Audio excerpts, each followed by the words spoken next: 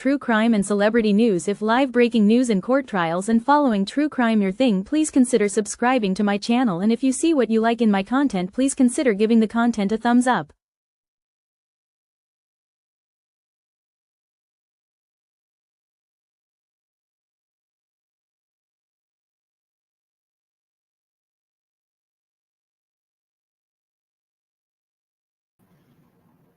Good afternoon. We'll wait and see if anyone joins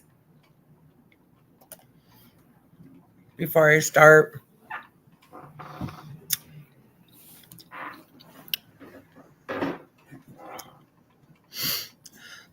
Hope everyone's having a good day.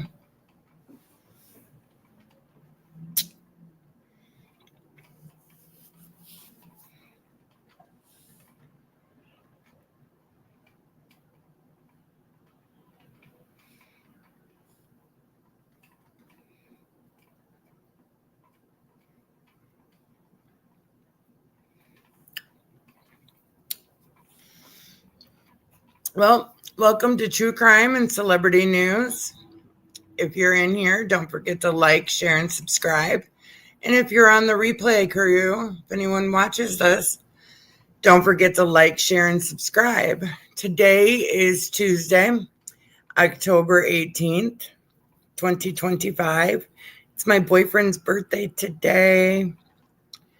So I kind of wanted to get this in before he got home. Don't really have any trials to cover. The one I wanted to cover, I'm not quite sure what's going on with it. And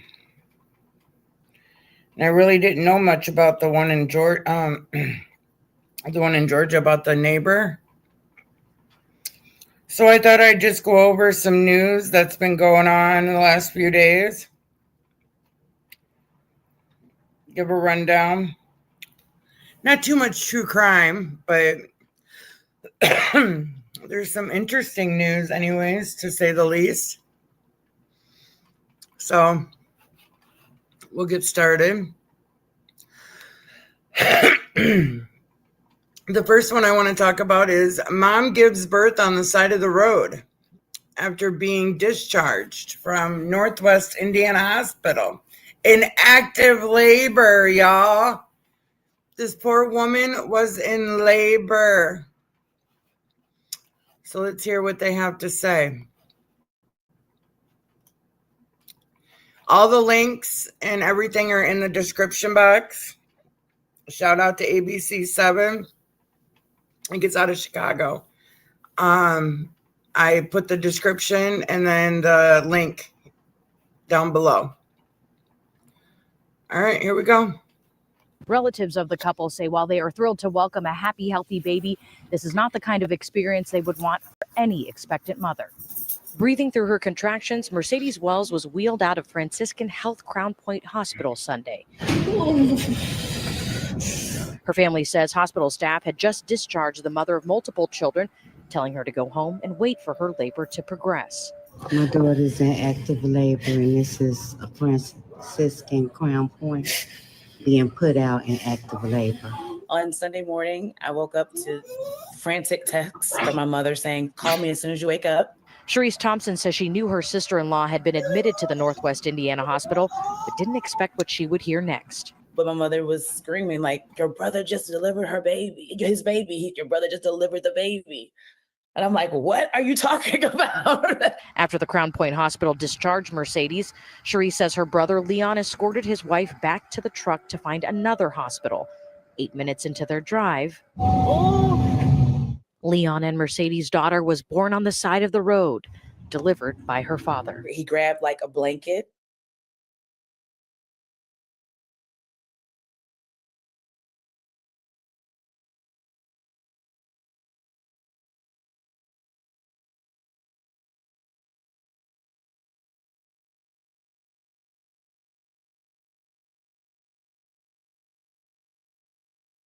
And then put the baby on Mercedes' chest, my niece on her chest, yeah. And drove the rest of the way to the hospital, to Munster Community. Doctors at Munster. It's just, I don't know. I just feel like it's, awesome. Like it just brings, you're bringing new life into the world. How awesome. Oh, poor guy, but they were both really scared. Community Hospital took over, providing the care Cherise says Mercedes pleaded for in Crown Point. Mercedes begged her. She begged her. And she said, no, I'm really in active labor. I can feel it. My contractions as I walk. I mean, my pain, I'm telling you, I can feel it. And she just ignored her. The family now calling for accountability. I want there to be some sort of change so that other families don't have to experience this. If it implements change, it implements strength, and it implements courage in other women that's going through this, then that's what I'm looking for personally. Franciscan Health Crown Point Hospital saying in part in a statement, the video and comments it has generated are deeply troubling, and we understand the concern this has raised. The video is just one part of the information we are reviewing as part of a thorough investigation into this alleged incident. The parents, together with their attorney, are planning.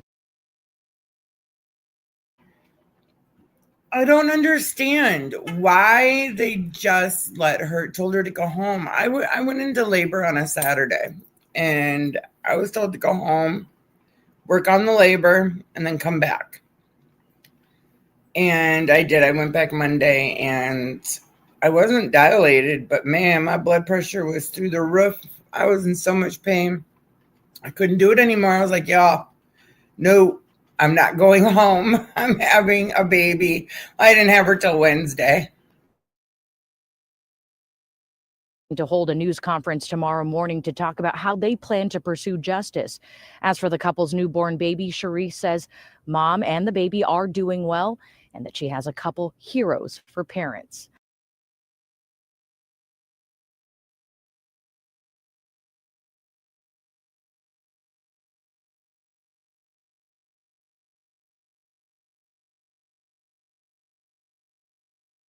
Marjorie Taylor Greene was. Now wow, she has been called a wonderful? traitor by the president because of her support for this Epstein bill. I mean, at least now they have a story to tell the baby, right? You were born on the side of the highway. Daddy delivered you. That'd be an awesome story to tell. Tell your kid one day. Oh, it was probably painful, but sometimes hospitals, they just think they know everything, and they don't. They really don't. They should have kept her because now I'm afraid they might be having a lawsuit. Maybe just my opinion, by my opinion only. That was about it for that story. Wasn't really like a whole bunch on it.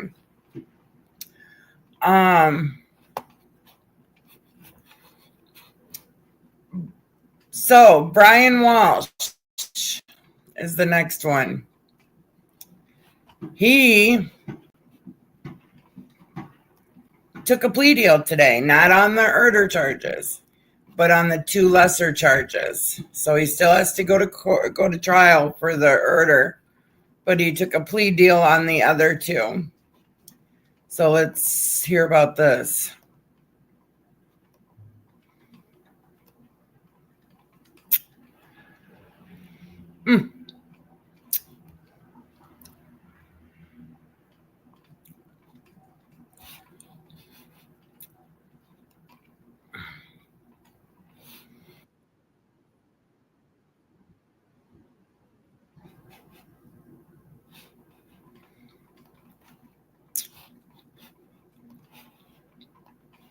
We're not going to watch the whole thing, but we'll watch a majority of it.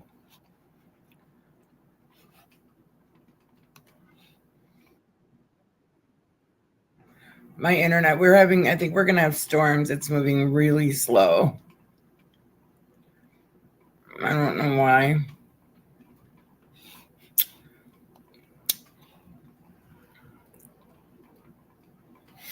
Okay, here we go. 02 and in 003. And before I can accept that change of plea to guilty to those two indictments, I need to ask you some questions to make sure that your decision to plead guilty is made voluntarily and that you understand the consequences of pleading guilty to those two offenses. If at any time during the course of this colloquy, you don't understand something that I am saying to you, just let me know by letting your attorneys know. Let them consult with you. And equally, if I don't understand something that you're saying to me, I'll ask for that further clarification. Do you understand, sir? Yes, Your Honor. All right. Can you please state your full name, sir? Brian Walsh. All right. And Mr. Welsh, do you have any difficulty speaking or understanding English? I do not, Your Honor. How old are you, sir? I'm sorry, I missed that. Sure, I'll try to get into this microphone. How old are you? 50. And what's your exact date of birth? January 31st, 1975. Where were you born, sir? Boston. Are you married? Yes. Do you have any children? Yes. And what are their ages? 9, 6, and next month, Brian will be 5. How far? Well, probably been a while since he's seen them. He probably don't remember their names or how old they are or when their birthdays are. And well, at least he's pleading on the 2 lesser. I mean, that's the least he could do for the woman. I mean, she bared children for him, and this is how she gets paid for that, right?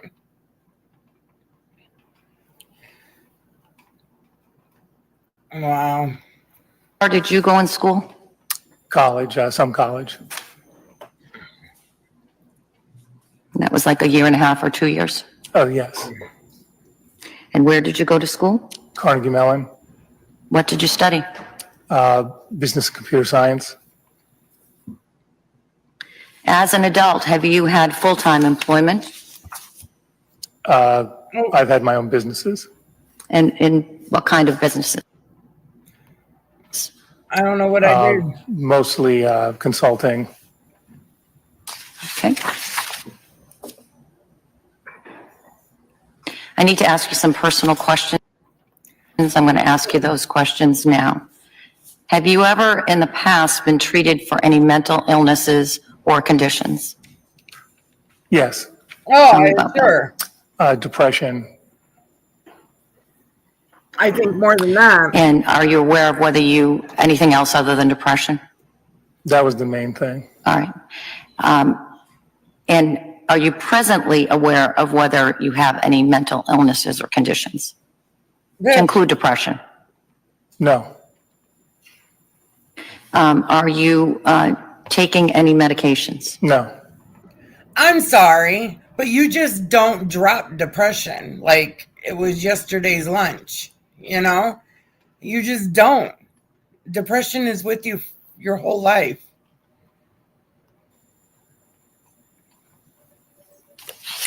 In the last 24 hours, have you taken any drugs, legal or illegal? No. In the last 24 hours, have you consumed any alcohol or alcoholic beverages? No. Is your mind clear here today? Yes. Tell me in your own words, sir, why are you here? I'm here to plead guilty. On those 2 counts? Yes. And you understand that your trial's starting today? Yes. On the first indictment? All right. To defense counsel, have you had any difficulty communicating with your client? No. No, Your Honor. And do you believe that he has understood the advice that you've provided to him? Yes.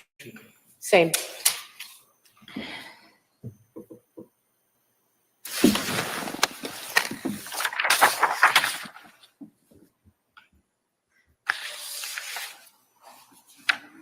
So at this time, I'm going to go over what's called the waiver of rights. And at the end of it, I'm going to give you the form back that I believe you signed earlier today. Do you understand, sir, that by pleading guilty, that you're giving up your right to have a public, fair, and impartial trial as to each of the 2 indictments to which you're now pleading guilty, with or without a jury, to determine your guilt or innocence? I do, Your Honor. And do you understand that if you went to trial, you wouldn't have to prove anything? For example, you never have to take the stand, to testify. You would never have to call any witnesses. No jury could ever hold it against you if you did not present any evidence at all. Instead, it is the Commonwealth that has the burden to prove you are guilty of each of the offenses and each element of those offenses beyond a reasonable doubt. Do you understand that? I understand, yes. You have the right to be tried by a jury of 12 people selected from your community, and you would have the right to participate in jury selection. You could not be found guilty unless the Commonwealth convinces all 12 jurors that you are guilty beyond a reasonable doubt, and they unanimously agree you are guilty. Do you understand? Yes, Your Honor. You also have the right to be tried by a judge instead of a jury. And again, the judge couldn't find you guilty. So they're pretty much, he just pled guilty to the 2 lesser charges, but he's still going to have to go to trial for the bigger one, you know, the murder. So I wasn't going to play this whole entire thing. I don't think. They're just pretty much talking about going to trial and stuff. So I'm trying to keep this under just like at an hour, so we're gonna jump through these. But y'all know Michael Vaughn, right? So Stacy Wondra, he was supposed to get out of prison. He's supposed to get out of prison, but they put a quick stop to that. They rearrested him on murder charges of little Michael Vaughn. How horrifying. Just, oh my God. Sickening how they could do that to that little boy. Oh,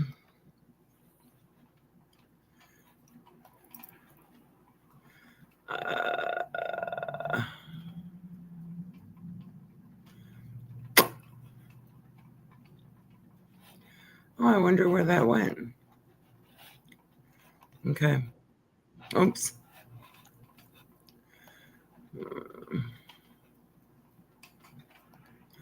I had all the tabs ready to go.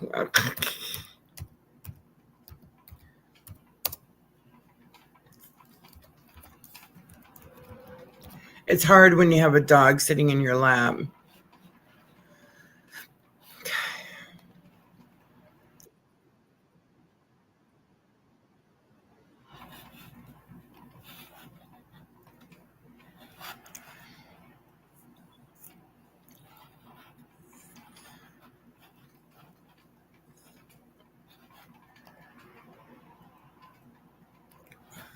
Okay, here we go. Of kidnapping and killing Michael Vaughn had his arraignment earlier this morning, and our Aspen Shumpert was in the Payette County Court for the hearing and is now live outside the courthouse. Aspen, good afternoon. What can you tell us about what happened with this hearing? Yeah, Joe, a very routine arraignment hearing today, which lasted all about 10 minutes. Just before the show here, we did get a new booking photo from the Payette County Jail. How gross. Oh, he just looks disgusting. Why can't he just say where that little boy is to give his mother some peace? Of Stacy Wondra, the latest photo we have of him. It's important to note that Wondra did not appear in person in court today. He did appear via Zoom for today's hearing. You can see the bottom of his screen said he was appearing from the Payette County Jail. Court records show he's charged with first-degree murder, kidnapping, destruction of evidence, and a persistent violator charge. Law enforcement extradited Wondra from Arizona, where he's been serving time for unrelated charges. Earlier this month, we learned law enforcement served Wondra's warrant related to the disappearance and death of Michael. Then 5-year-old Michael went missing in July of 2021 from outside his home in Fruitland. Joe, the judge has set the preliminary hearing for this trial on December 16th. We'll be here continuing to cover it and continue to giving updates to this years-long case. And we'll continue to follow any possible developments today with new court filings. Aspen, thank you so much. We'll talk to you soon. Stacy Wondra, the man accused of kidnapping and killing Michael Vaughn, appeared virtually for an arraignment yesterday. He is facing charges of first-degree murder, kidnapping, and destruction of evidence in connection with Vaughn's death. He was extradited from Arizona, where he had been serving time for unrelated charges. A preliminary hearing An update in the case of the disappearance of Michael Vaughn, with suspect Stacy Wandra now in Payette County Jail custody. We requested the probable cause affidavit laying out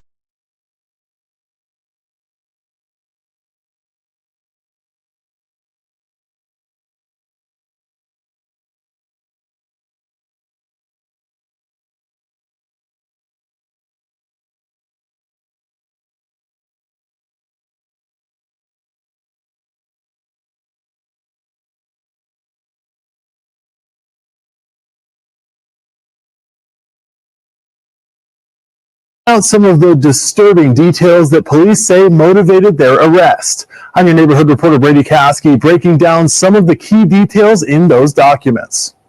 In startling new details, the PCA says Stacy Wandra asked police for a quote deal and then admitted to them that Michael was at his house the night the young boy went missing. According to those documents, Stacy told Freeland police that his wife Sarah duct taped Michael's mouth and put him in a duffel bag with the help of Adrian Lucien, a man who was previously named as a suspect in Michael's disappearance. In that same interview, police say Stacy admitted the group intended to take a child and sell them for money. According to Stacy, the plan to sell a child was Lucien's idea, and they'd each get a $10,000 cut. Police say Stacy vomited as he told them the details. Stacy also admitted the group drove Michael to Cuna, where the mother of a once-named fourth suspect, Brandon Shirtliff, lived. Police say that according to Oh, poor baby. He got sick. What about the mother that has to hear these horrifying details? You know, these horrifying details of what you did to her son. Oh, could you imagine? Stacy, Shirtliff brought the duffel bag inside the Cuna home and hid Michael in a spare room. After that interview, police say Stacy called his mother. When she asked about Michael, Stacy responded, quote, Sarah accidentally killed him, going on to say that he suffocated in the duffel bag. Police say he then wrote an apology letter to Michael's parents. What did you think would happen to this little boy when you put him in a bag? Come on now. How old are you, Sarah?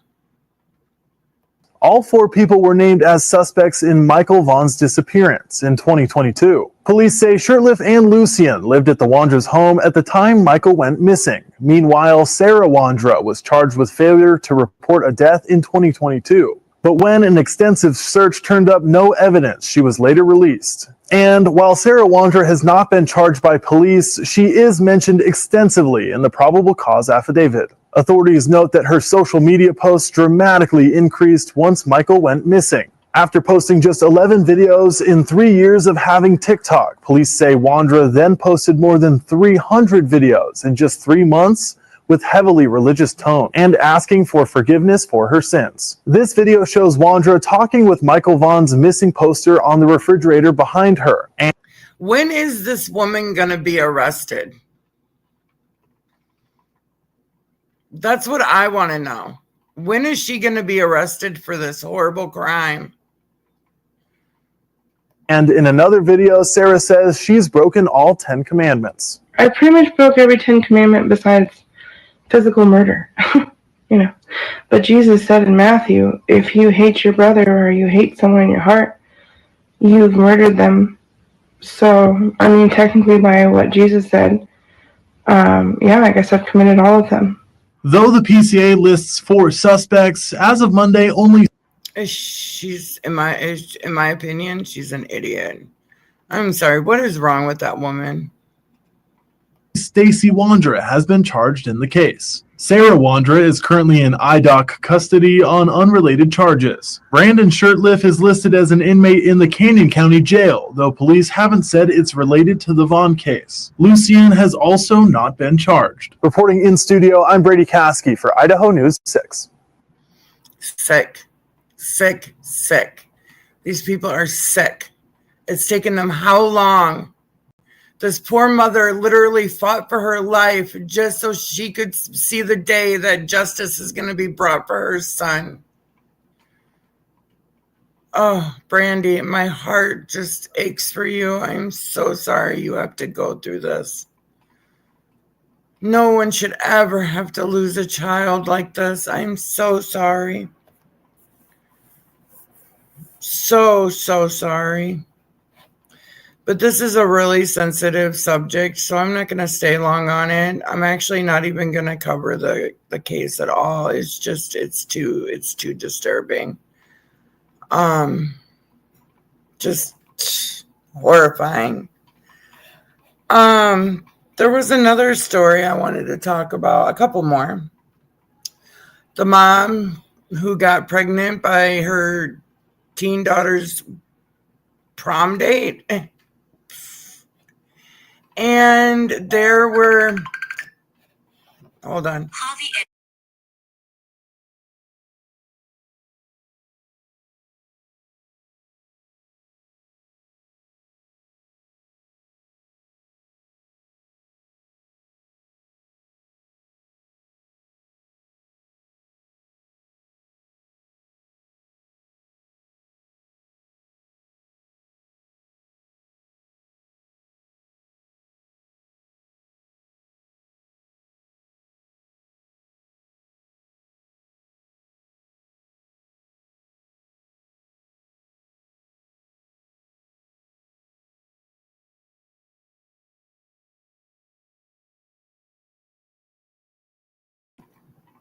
Sorry, I had a phone call.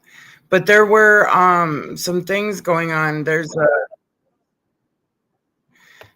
a case out of Wisconsin where the mom or the dad, the wife, the stepdaughter, and the stepdaughter's were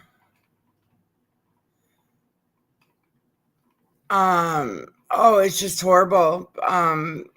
Not treating the little girl right. Wasn't feeding her. Just here, I'll put it on. Oh my God.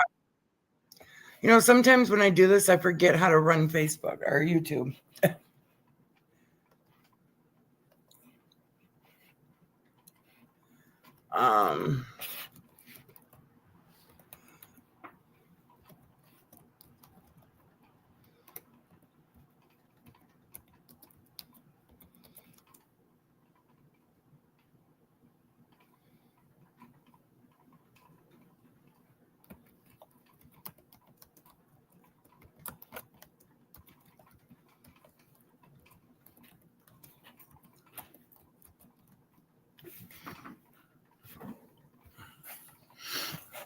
I'm finding it.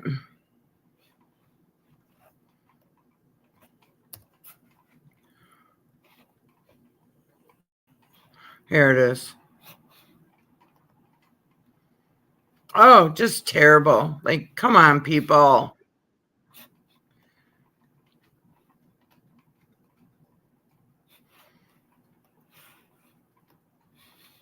The little girl was literally 35 pounds. And look at these people. To death. Her father and 3 other adults are in jail tonight, charged with chronic child neglect. 12 News' Hannah Hilliard explains the horrific conditions prosecutors say the child endured. Now, this story does come with a warning, as the details we're about to hear are difficult to hear. It's in this trailer. Investigators say a 14-year-old girl weighing just 35 pounds lived locked in a room, her mattress on the floor, needing permission to eat and go to the bathroom. And it's alleged that the minor child was, quite frankly, living in a house of horrors.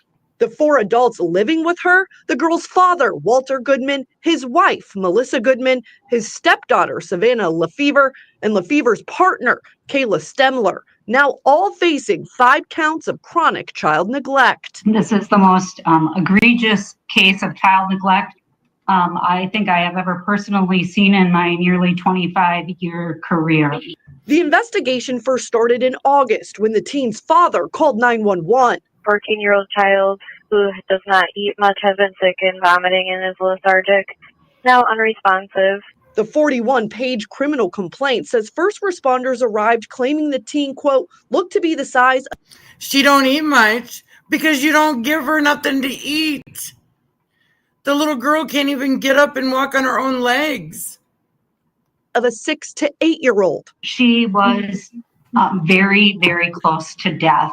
A helicopter brought her here to Children's Wisconsin in Wauwatosa. Doctors, initially concerned with organ failure, diagnosed her with severe malnourishment. According to investigators, the teen had lived with her dad since 2020, never going to the doctor or school. The complaint alleges she was mistreated by all the adults in the home. Oh my God, could you imagine living like that for 5 years? Oh my God, 5 years since she's been 9. And states Melissa Goodman and Lefevre, quote, were extremely obese to the point of being nearly bedbound and rarely left the residence. Stemler was the only one to work. Oh my God. So the adults in the house were literally so obese that they were almost bedbound. Gross, you sick people. Work. Goodman claimed his daughter had an eating disorder, saying, quote, she don't eat, she's autistic. But months of messages among the 3 women in the house displayed a much different reality. They referred to the girl as, quote, dummy or stupid, discussing her eating schedule. Lefevre saying once, quote, we gave her an expletive shake last night because I felt bad, and of course she was laying nice and quiet to get what she wanted. Melissa Goodman responded, quote, yes, she's a manipulative. That's how she works. But for the grace of God, she did not die. At Children's, with normal food and normal sleep, doctors said she functions largely within expected parameters for her age. In Wisconsin, Hannah Hilliard, WISN 12 News. What a bunch of sickos. Sick people. How could you imagine sitting there watching those people all around you eat food and get fat while you're being starved to death? It's not allegedly. These people were doing that, and it's gross. Gross. They deserve everything that's coming to them. How do you do that to a little girl? Stop, Leah. You're going to hurt mommy's burn. Just, ugh. Is there any other stories on this? Just gross.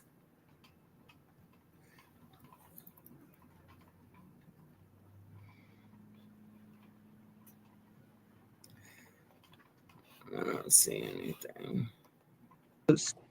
Such disturbing details there. Before the teenager moved in with her dad, she lived with her biological mother. Goodman claims that she went to jail, and that's when he got full custody of his daughter. Well, whoever they give custody to now needs to be very careful on where she goes, because she's subject to be mistreated, because she's been mistreated before. And she probably thinks that that's right to do that. Just gross. Oh my God. I don't know why these grown women around here run around and talk like little girls. My God, ridiculous. Oh, so the stepmom and the daughter's girlfriend and the dad were so big that they were almost bedbound, but yet they're hiding food from a little 35-pound girl. 14 years old. Could you imagine trying to hold your body up with your legs, being so tiny? Oh, it just makes me mad. Just, oh.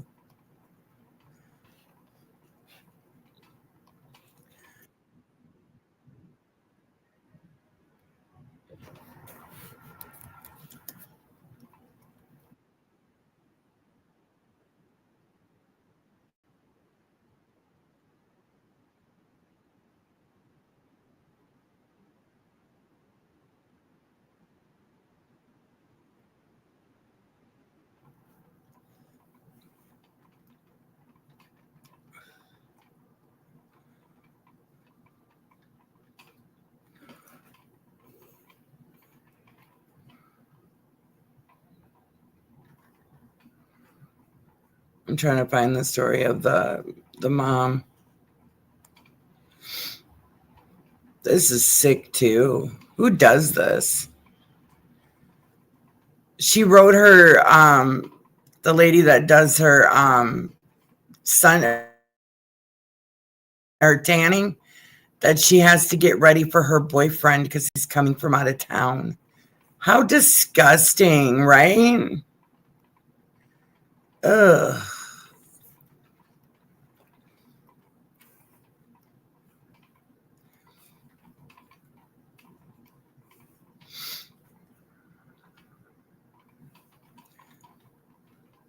This story's a little older, but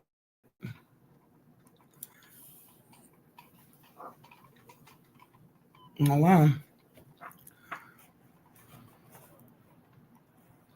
My computer is going so slow. I think it's because we're getting some bad weather.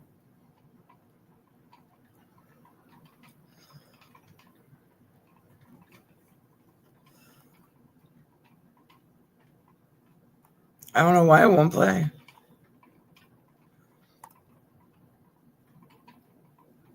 The boy was 14 years old.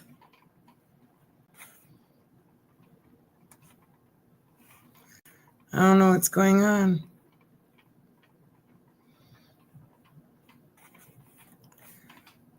How's my internet? Perfect.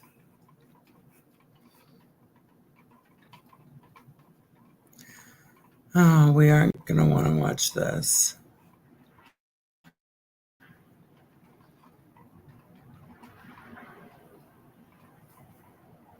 Okay, I don't know what's going on.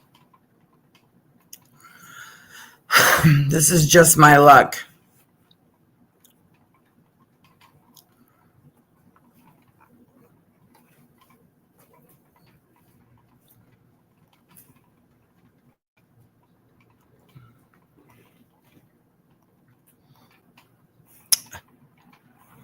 There we go.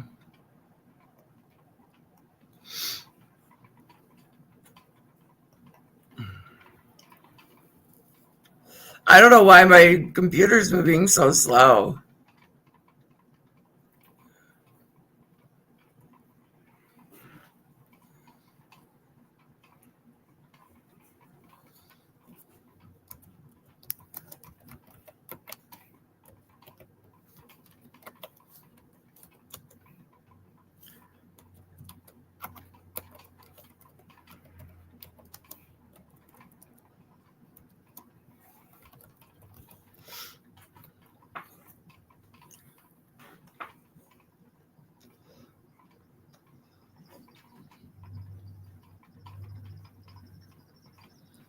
I wonder where the story is. Oh, there we go.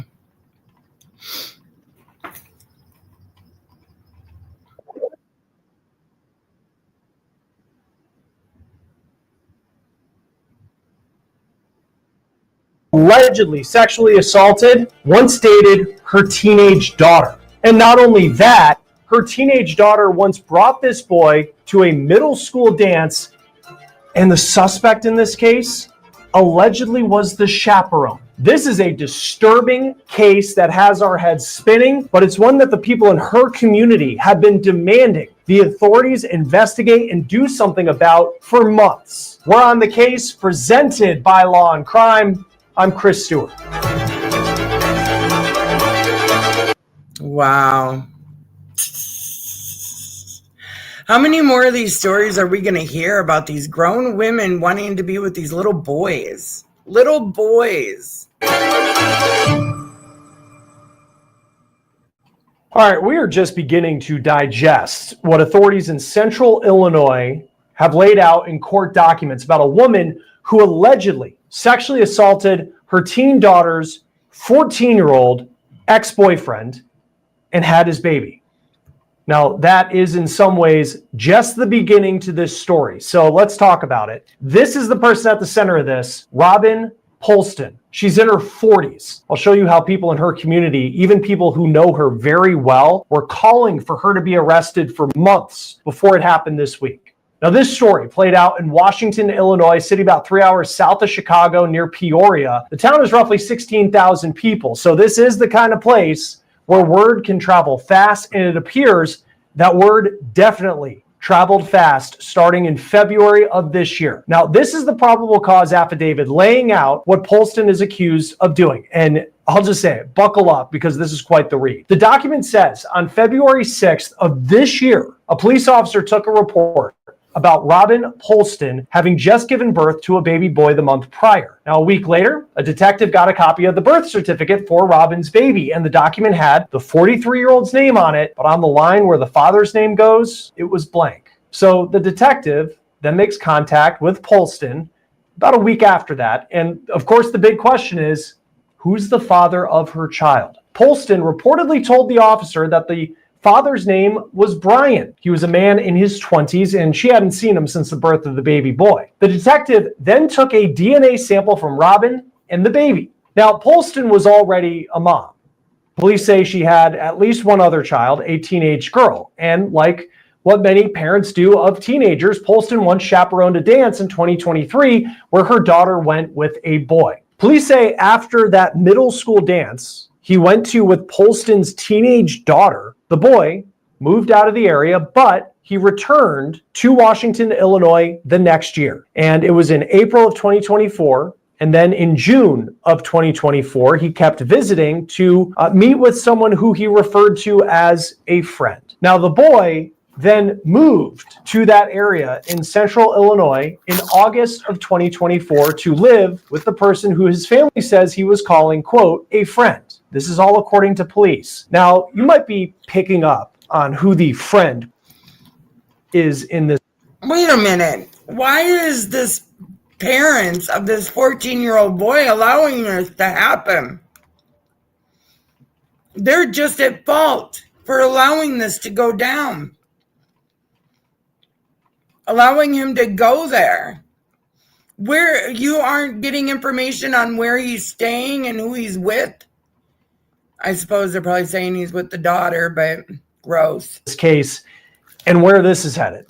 Police searched the boy's phone and allegedly they found explicit pictures on it. Now, those pictures were allegedly of the mom of his ex-girlfriend, his former dance chaperone, 43-year-old Robin Polston. Now, we don't know how many pictures exactly were on the boy's phone that were explicit in nature, but according to police, the affidavit refers to them as, quote, a large number, including images of Polston allegedly sexually assaulting this boy. This is so sick and so disturbing if all of this is true. Then police took a DNA sample from the boy, and allegedly that sample came back showing that the 14-year-old boy is indeed the father of the baby that the 43-year-old Polston birthed in January of this year. The 43-year-old Robin Polston was arrested on November 3rd. She faces 2 counts of criminal sexual assault and 2 counts of child pornography. We put Robin Polston's name in a truth. Oh my God. Almost a whole year went by. Almost a whole year.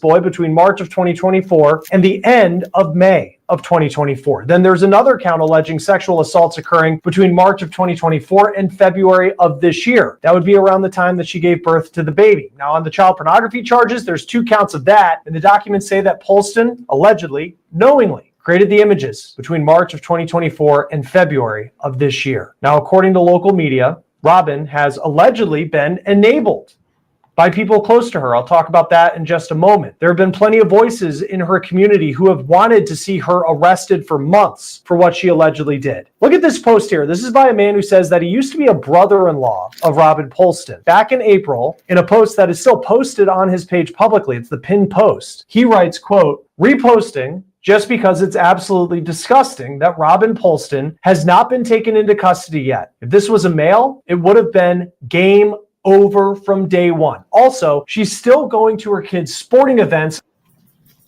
That guy is right. Had it been a man, he'd have been in jail the next day. Around boys that seem to be the age that she's into. Now I am forced to take my son to his first baseball game of the season against her son's team, and she will be able to sit in the stands and watch all these boys play ball. She should be in jail. She is a predator. Shame on the Illinois state's attorney for letting this drag out for months, especially when there is a physical baby that she had with a 14-year-old. The system is broken. Now, according to 25 News Now in Central Illinois, prosecutors allege that Polston had the victim use burner phones under fake names so they could communicate. And when it came to her bond conditions, prosecutors said that she couldn't be trusted to stay away from the victim if she were released pending trial and pending wherever the direction of this case goes. Prosecutors also argued that Polston's mom and sister were, quote, the damage is done. The family was allowing him to come here from Oregon, I think he moved to, back to Illinois,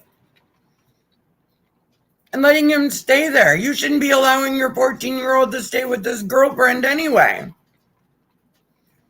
Enablers, and they can't be trusted to keep Polston away from the victim in this case. Now, the judge ruled that Polston needs to stay in jail as this case is pending. Her next court appearance is expected on December 4th.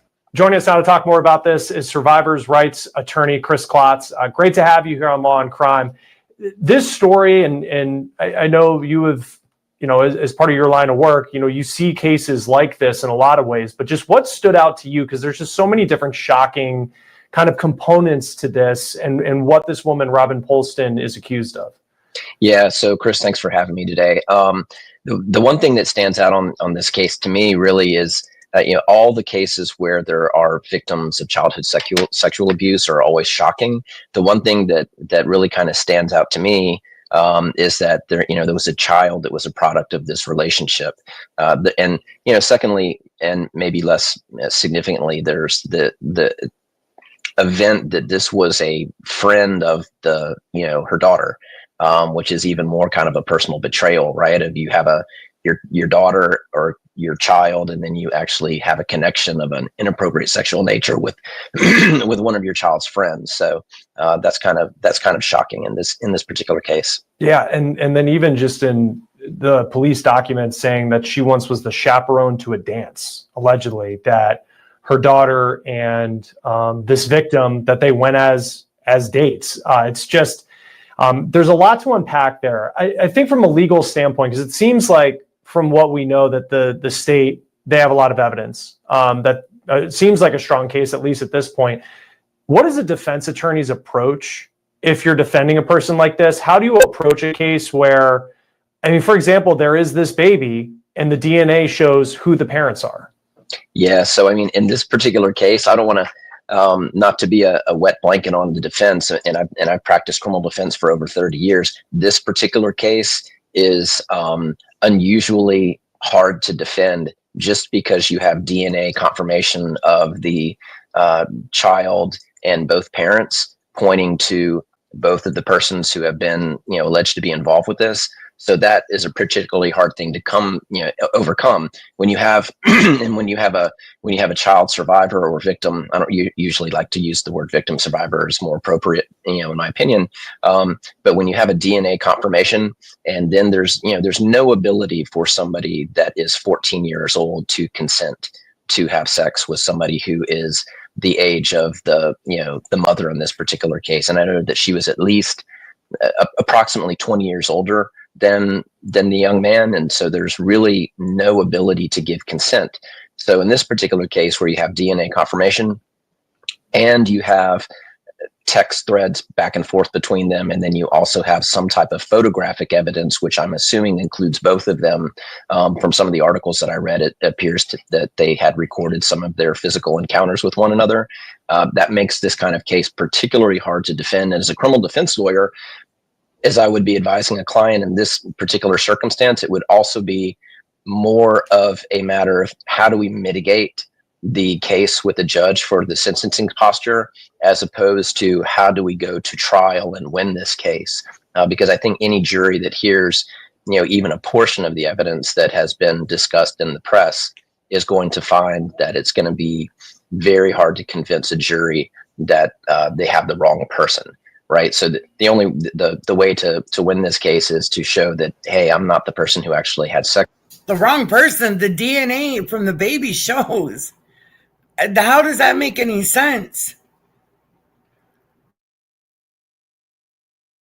with this young man. And with the evidence they have, that sounds like that's going to be an insurmountable hurdle to get over. What is that conversation? Like, how soon is that conversation with a client where, maybe they in their own mind, and I don't know Robin Polston, but, maybe, there's something in her mind where she doesn't think that she is as guilty as what's been alleged says. I mean, how soon is the conversation, the real client to lawyer conversation of this may not be about getting a not guilty. This is about seeing that you don't go to jail for the rest of your life. Right. And so, every lawyer has their different style of practice with that. I tend to be very upfront with clients when I meet with them. I don't do criminal defense very much now, since my main focus is on representing survivors of childhood or adult sexual abuse. But the kind of conversation that you have with the client starts the day they come in the office when you find out the facts. You will have done some due diligence. You'll have usually read the articles. Quite frequently, you'll have a copy of the police report or the criminal affidavit in this particular case, which I think has been made public. And you'll say, hey, listen, this looks to be what the evidence is.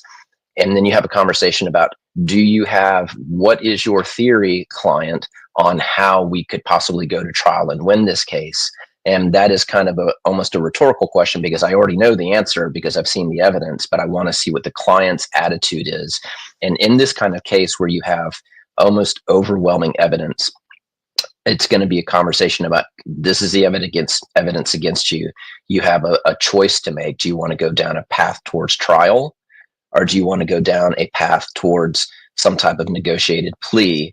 And if you're going down a path for a negotiated plea bargain, here's what the potential outcomes might be. That choice is always up to the client. I've had plenty of clients in my career where we've had overwhelming evidence, just insurmountable, overwhelming documentary, photographic evidence, and the client has still exercised their constitutional right to go to trial. That's always the client's right to make that choice. So the lawyer doesn't make the decision for the client, but the lawyer needs to, if they're doing their job right, let the client know what the likelihood of particular outcomes are, Well, we all know she's not innocent. I mean, she gave birth to a whole baby that's half him, half this little boy. So what case is she going to try to win? There's no way. No way at all she will win this case. In this case, if she decides to go to trial, there could be a guilty verdict with a sentencing to follow. There could be a not guilty verdict, which wouldn't appear very likely in this case, or there could be some type of mistrial. The other way that a case like this could go, let's say, for instance, there was some type of misstep by the police department in gathering the documentary evidence. Let's say there was some type of warrant issue and they didn't get a warrant appropriately when they seized their phones, or they didn't Mirandize the... Well, I don't think the DNA is going to lie at this point. I mean, they obviously were together if she had his baby and the DNA says it. Accused defendant, when she gave a statement, if the lawyer was able to find a way that there was some type of Fourth Amendment violation or some other type of constitutional violation where there could be some evidence excluded, that could go to the decision-making process that the client has to engage in about whether they want to enter a plea or whether they want to go to trial. It seems like because she's alleged to have had this baby in January of this year, just through, anybody who searches this case on Facebook, you'll see people who were in April talking about why wasn't this woman arrested? And there was a lot of criticism of the local DA and the police for not acting sooner, because there was just at that point local rumor that she had allegedly done this. She isn't arrested until November. November 3rd is when she was arrested. What do you make of the timeline that this baby was born in January? According to police reports, they started to get wind of what was happening in February, and it wasn't until November that she was actually taken into custody. Yeah, so there could be some very simple explanations for that trajectory of time. The main state where I practice in is Florida, but I'm also licensed in Mississippi, Alabama, and DC. And each one of those states has issues with their crime lab.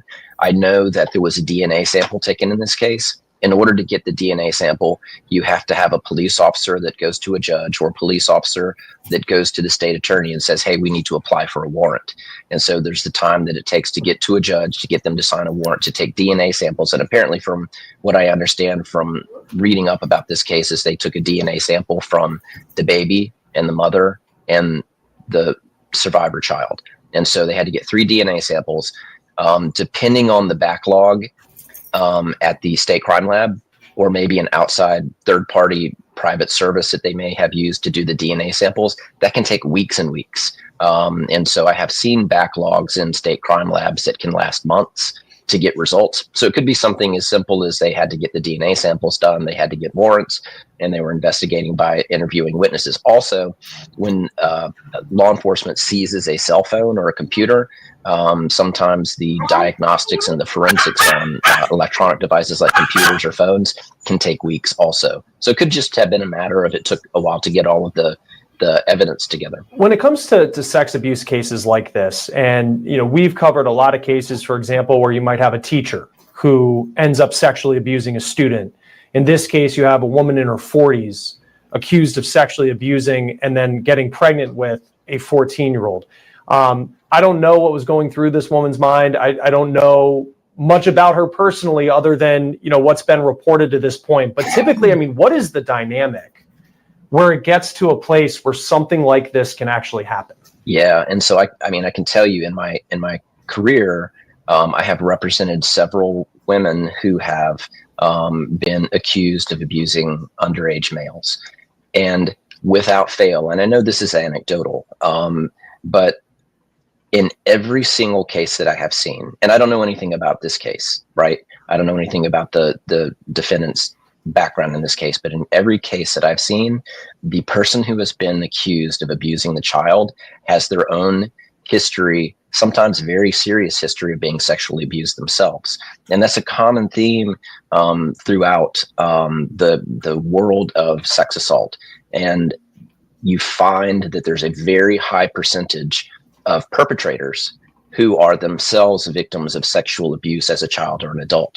So that's not something to excuse the conduct, because this type of conduct, Chris, right, is completely inexcusable. There's never a circumstance where it's appropriate to have any type of sexual relations with anybody that is underage. But it does give some insight as to why the conduct happened. I can give you an example. I represented a teacher in one of the states where I'm admitted to practice, and she had had a long-term sexual relationship with a student, and that individual ended up having a significant history of having been abused. And when you go in front of a judge and you say, Judge, it doesn't excuse the conduct, but here's an explanation as to why my client might have some type of issues or unresolved trauma that has resulted in them having this particular proclivity. Here is at least some background as to why it has happened. Here is the science, and here's the research, and here's the studies showing that children who have been abused themselves have a higher percentage of becoming abusers in the future. It does make it at least a little bit more understandable, and there may be an element of a sympathy that a judge might take into consideration as to why this person has these particular sexual deviant interests. And then when I think of the 14-year-old in this case, who is at 14, allegedly the father of a baby that's now almost 1 year old, has been through, allegedly, an incredibly traumatic experience. You work with survivors of sexual abuse. What type of and we don't know much about him at this point, and hopefully his identity just remains private, because it's a battle that he's going to be going through. But what does the road ahead look like for someone who has been through what police are alleging this 14-year-old has been through? Yeah, so hopefully the parents of the father survivor in this case are going to engage him in some type of therapy immediately.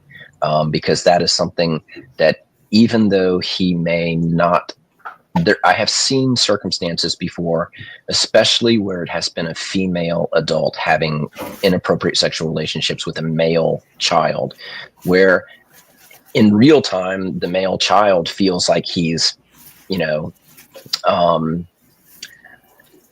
what's the word I'm looking for? Almost feels like it's okay. And I've had a case before where I've had a young male who was having a relationship with a very much older woman. He was under 16, and he showed his friends pictures of them together and stories of them high-fiving in the hallway, that he was having a sexual relationship with a much, much older woman, and almost as if it was a degree of conquest for him, to be having sex with an older woman. But we also know as adults that type of conduct is inappropriate. And so even though the child may feel not victimized at that age for whatever reason, I think that they probably... I don't care what type of childhood she had. This is not right.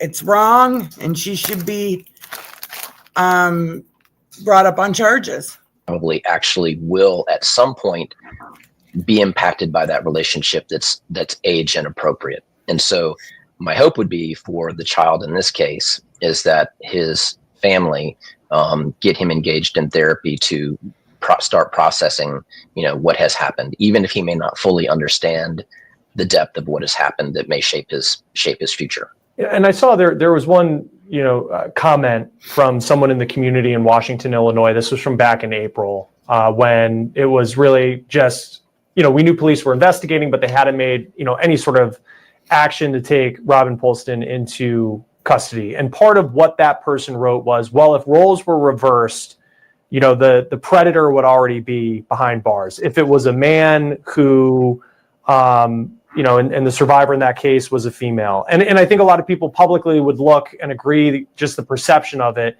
Having practiced in this space, is there any reality to that? The whole role reversal, that suddenly the investigation would have moved quicker at that point and he would have been put behind bars?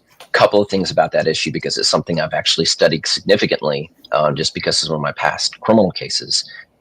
There is, whether it's right or wrong, I'm not here to discuss whether it's right or wrong, but there is a perceived difference in dynamic if the victim is a boy versus if the victim is a girl.